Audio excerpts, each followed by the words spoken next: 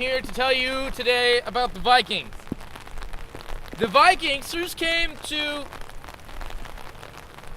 to America in 1492, where they sailed across the Pacific Ocean.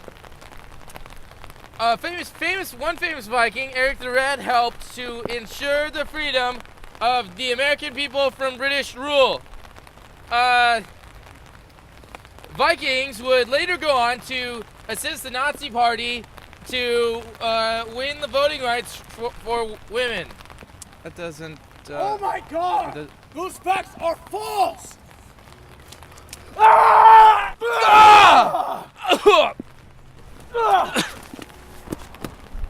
Get it right!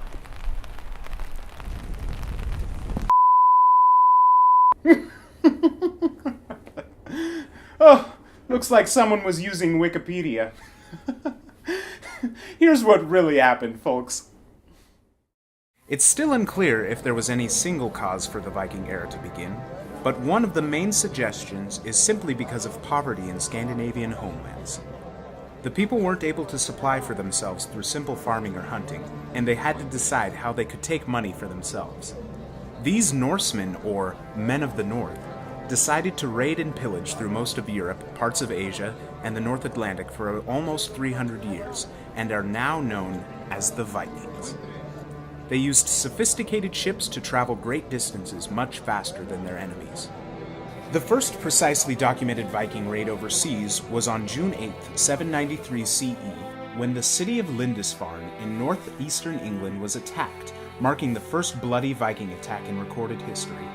Lindisfarne was recognized as one of the most revered cities in all of Christendom. Their people were unprepared for the sudden attack, and most of the people and monks were slaughtered. Any survivors were sold as slaves. Vikings settled in many different areas, particularly Iceland and Greenland. However, Greenland wasn't successfully settled until Eric the Red convinced others in Iceland to come live there. Eric had first explored the western coast of Greenland in 982 CE. After he was banished from Iceland for 3 years for manslaughter. He spent all 3 of those years exploring these lands, and after his 3 years of exile ended, he returned to Iceland to try to convince others to settle there.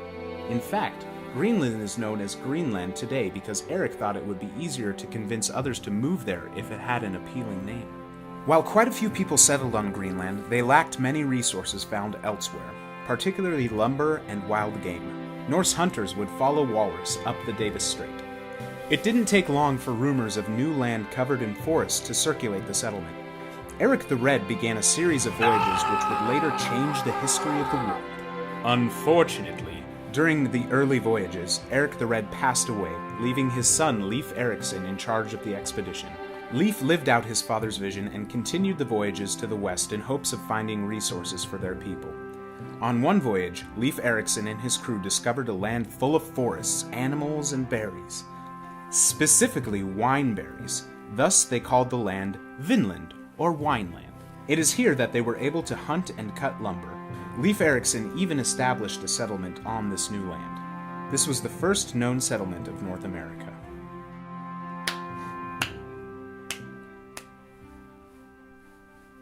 There you have it. A brief history of an amazing group of warriors who sailed the seas and fought to provide for their people. Thank you for coming with me today on this journey through time. Remember, for the most historical information on the web, always tune in to Memory Lane.